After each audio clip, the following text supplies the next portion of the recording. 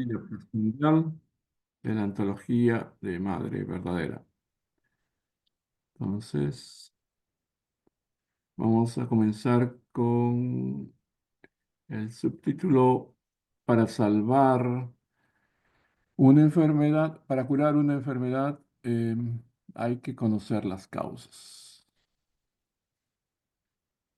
Para alguien que sufre de una enfermedad, necesitan descubrir la causa de esa enfermedad. Del mismo modo, para que la sociedad humana se libere de la angustia del pecado y la miseria, necesitamos descubrir la causa fundamental de este pecado y esta miseria. La causa fundamental es el pecado original, que vino de la caída de nuestros primeros antepasados. A menos que se elimine la causa del pecado original, las raíces del pecado y la miseria no pueden ser arrancadas del mundo humano. No importa cuántas figuras prominentes, héroes, sabios, eruditos y políticos aparezcan con métodos como reformar la Constitución o implementar la educación moral sin aclarar la caída humana. Perdón. Sin aclarar la caída humana, les será imposible enderezar este mundo. Estos enfoques resultarán inútiles porque las raíces fundamentales del pecado y la miseria se dejarán intactas y continuarán brotando. La religión nos enseña que los seres humanos han caído y revela los detalles de esta caída, lo que nos permite conocer directa e indirectamente la providencia de Dios para salvar a la humanidad completamente del pecado. Por eso, las religiones son el método más constructivo para transformar este mundo pecaminoso en un mundo de bondad y salvarlo. La palabra coreana para religión, Yongyo, se forma usando los caracteres chinos Yong, que significa la cima, y Gyo, que significa enseñar. Esto significa que la palabra religión representa el pensamiento más elevado de toda educación y enseñanza, trascendiendo la edad y el medio ambiente. Las enseñanzas de todos los fundadores religiosos han servido como fuerza motriz para proteger la conciencia y la moralidad y para desarrollar la cultura. Por consiguiente, todas las religiones son colaboradoras para acabar con el mundo de la pecaminosidad y construir el mundo ideal deseado por Dios y por la humanidad. Entre las escrituras que revelan más claramente la providencia y la salvación de Dios está la Biblia cristiana. La providencia de la restauración para terminar con el linaje del pecado.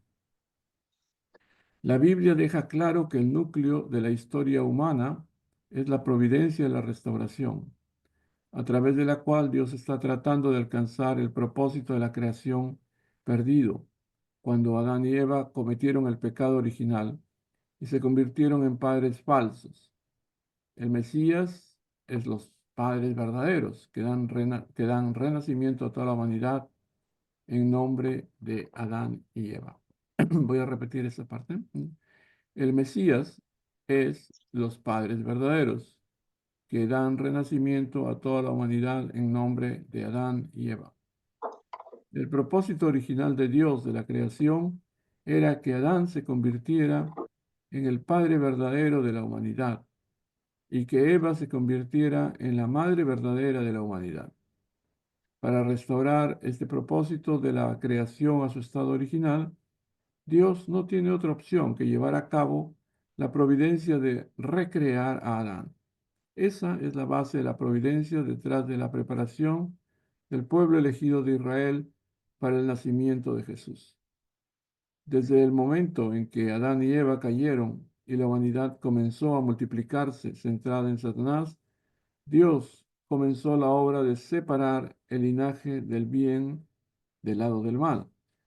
En la familia de Adán, Dios separó a Abel, el segundo hijo que estaba en la posición de compañero objeto de Dios, y a Caín, el primer hijo que estaba en la posición de compañero objeto de Satanás. Dios estableció las condiciones para que Caín se sometiera voluntariamente ante Abel, restaurando así el orden de la creación a su estado original. En cambio, Caín asesinó a Abel y la historia de la lucha por separar el bien del mal se prolongó. Los intentos de Dios de devolver el linaje a Dios pasaron por Noé, Abraham e Isaac y llegaron a la generación de Jacob. Con la ayuda de su madre, Rebeca, Jacob Jacob llevó a su hermano mayor gemelo, Esaú, a la sumisión voluntaria. Por lo tanto, Jacob desempeñó un papel decisivo en el establecimiento del pueblo elegido de Israel. El hijo de Jacob, Judá, tuvo hijos gemelos, Parés y Sara, a través de su nuera Tamar. Parés luchó con Sara mientras estaban en el vientre de Tamar. Sara, que estaba a punto de nacer primero, fue apartado del camino por Farés, que entonces nació en la posición del hijo mayor. Esta lucha, desde, eh, me- esta lucha entre el primogénito y el segundo hijo es la lucha por el bien y el mal. La restauración se logró cuando el hermano menor, Farés, le ganó la posición a su hermano mayor dentro del vientre materno. Así pues, Farés, que habría nacido como el gemelo más joven, nació como el primogénito. Debido a esa restauración dentro del vientre, Jesús, que vino como el Mesías, nació 40 generaciones más tarde en la línea familiar de Farés. Para concebir y dar a luz a Jesús, su madre María arriesgó su vida con devoción. La providencia y la salvación de Dios es la providencia y la restauración. Dios llevó a cabo la providencia y la restauración para poner fin al linaje de pecado que la humanidad heredó a través de la relación sexual ilícita entre Adán y Eva, precedida por la seducción de Eva por Lucifer. Tal fue el curso de la restauración y la historia del pueblo elegido de Israel desde el tiempo de Caín y Abel hasta el nacimiento de Jesús. Jesús vino como el Padre verdadero de la humanidad y el segundo Adán. Ok. Jesús vino como el Padre verdadero de la humanidad, el segundo Adán, pasando por el curso de lucha para separar el bien y el mal y restaurar el hecho de que Adán se convirtiera en el padre falso debido a la caída. Es por eso que Jesús necesitaba restaurar a una mujer en la posición de Eva, quien sería su compañera objeto, y llegar a ser un esposo con ella como su esposa. Debían tener hijos y ascender a la posición de tener dominio sobre todos los seres vivos. Este era también el propósito de la venida de Jesús como el Mesías, como Mesías. En otras palabras, Jesús vino como el Mesías para restaurar las tres grandes bendiciones otorgadas por Dios después de crear a Adán y Eva, para ser fructífero, multiplicarse y tener dominio sobre todas las cosas. Sin embargo, el pueblo de Israel no reconoció a Jesús como el Mesías y él terminó muriendo en la cruz. Jesús prometió su segunda venida, prometió que vendría a la tierra otra vez. Dijo que cuando regresara, vendría como el esposo. Así que la humanidad en la tierra necesitaba prepararse como una esposa y esperarlo. El capítulo 19 del libro del Apocalipsis registra que Jesús en la segunda venida vendrá a la tierra y celebrará la cena de las bodas del Cordero. Eso significa restaurar la posición de los esposos verdaderos y padres verdaderos que Adán y Eva habrían cumplido si hubieran formado una familia sin caer. Vamos a quedarnos aquí, página 68, en este nuevo parte que es el nuevo subtítulo, que es el Mesías viene a Corea. Ok. Entonces, una breve reflexión de mi parte solamente acerca de esto. Eh, el subtítulo explica todo, ¿no? Es para poder curar una enfermedad hay que saber la causa, ¿no? Hay que saber la causa. Entonces, de una manera así muy clara, lo que está enfatizando también Madre durante los últimos años es esto. Ya que ocurrió la caída, ya que Adán y Eva, que tendrían que haber sido los padres originales o los padres verdaderos de la humanidad, cayeron, tuvo que hacerse una providencia en la restauración. Por eso la necesidad de religión.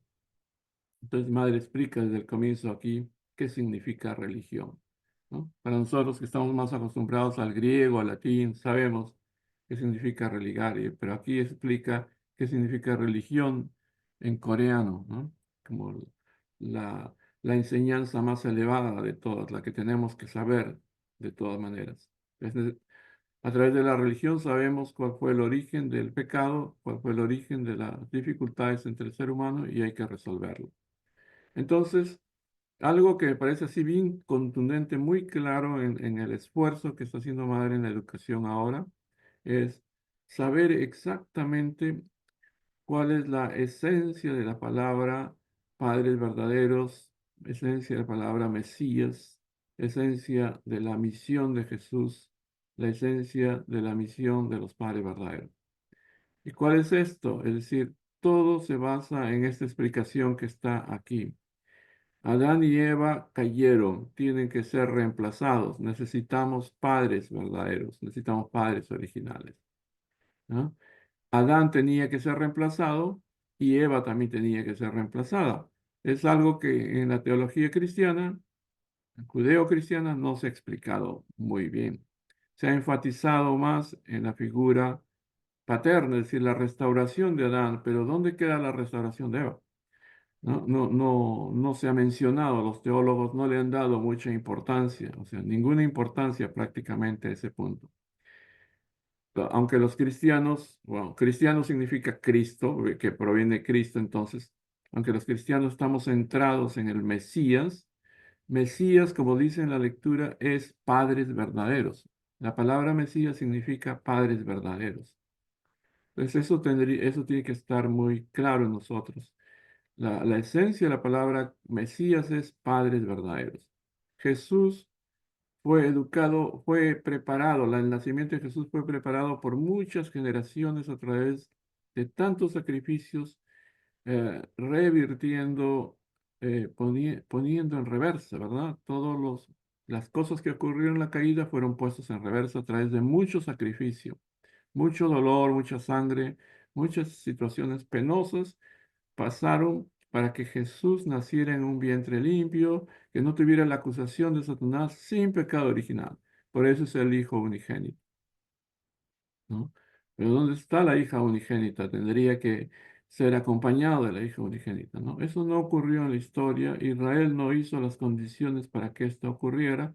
Jesús falleció en la cruz y todo quedó incompleto. Por eso tenemos que conocer profundamente la historia de Jesús, de su misión, todas las cosas que ocurrieron allí. Y el Padre verdadero, Madre verdadera nos han contado toda la historia en detalles. La segunda venida significa otra vez el esfuerzo para que eh, ocurra la llegada de Adán, ¿verdad? La restauración de Adán y que por fin aparezca aquella hija unigénita que nadie nombró, que nadie mencionó, que nadie le dio importancia, ¿no? Entonces, ese es un punto hueco en la teología. Nadie mencionó a la unigénita.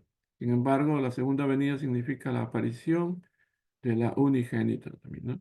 Las bodas del Cordero significan la reaparición o la instalación por primera vez en la historia del nuevo Adán, de la nueva Eva, significa la aparición por primera vez de los padres verdaderos. Cuando ocurre el matrimonio sagrado, entonces Dios completa toda esa figura, ¿verdad? Dios preside esa reunión, bendice por primera vez a los padres verdaderos y entonces una nueva etapa aparece en el mundo, la etapa de la salvación física y espiritual a través de la sagrada bendición matrimonial. Entonces, se podría hablar muchísimo acerca de esto, pero esta lectura resume todo esto, ¿ya? Ah, Así que vale la pena repasarla y vale la pena meditar y orar durante estos días también sobre este punto. Mesías significa padres verdaderos. ¿Ok? Bueno, yo me quedo aquí. Ustedes, por favor, pueden añadir con su propia reflexión un poquito más, quizás. ¿Ok? Adelante, por favor. O cualquier historia, cualquier testimonio ligado a esta lectura.